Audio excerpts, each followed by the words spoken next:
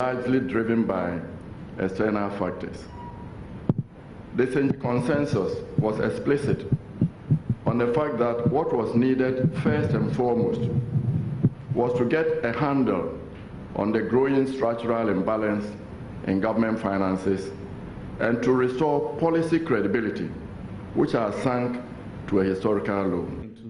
The aim of the two-day forum, like many that have come before it, is to open a dialogue on effective revival of the economy under the theme boosting Ghana's foreign exchange resources. Chairman of the occasion, Kwame Pienim, said the country is running out of time to salvage the economy. Ghana is facing a major economic crisis, and yet most public pronouncements seem to be in denial of the gravity of the crisis.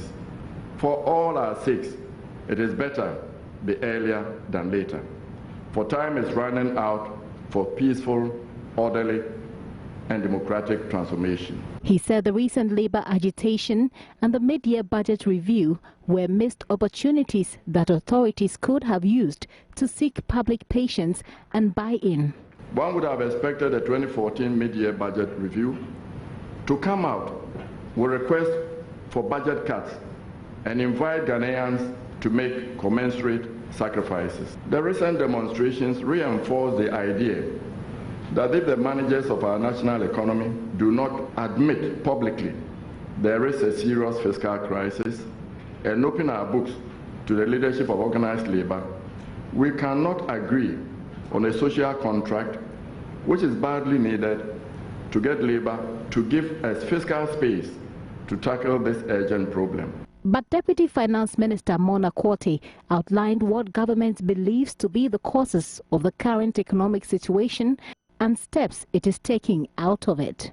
These include 1. Efforts to boost SME production through the setup of an SME fund and other funds like the Ghana Infrastructural Investment Fund.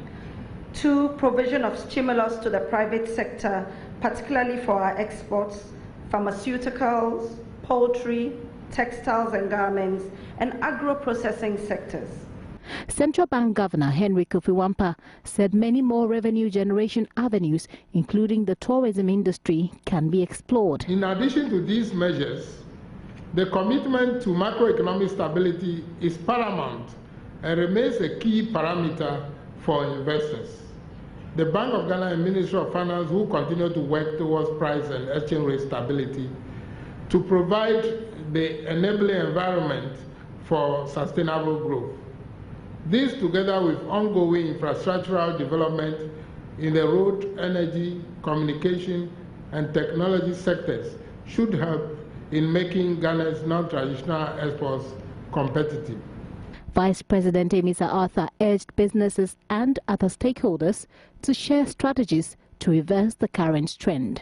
We decided that it was necessary to strengthen regulatory authorities to protect consumers and investors, to enforce standards, and to support small and medium enterprises to provide jobs.